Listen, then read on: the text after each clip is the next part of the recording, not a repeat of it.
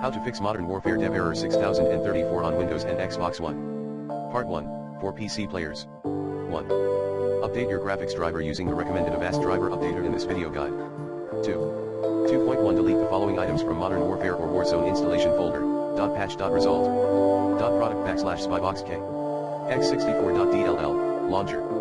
db, launcher.exe, warfare in the 21st century. 2.2 Scan and repair Call of Duty, MW via battle.net. Client.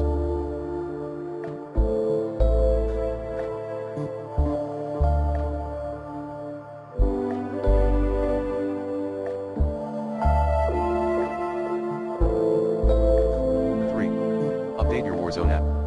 Part 2, for Xbox users. 1. Delete all multiplayer game bundles from Call of Duty, Modern Warfare add-on section.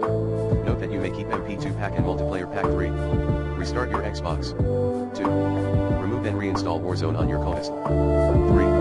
Restart your console. 4. Update your Warzone app. Part 3, other tips you may try, change the DNS on your router.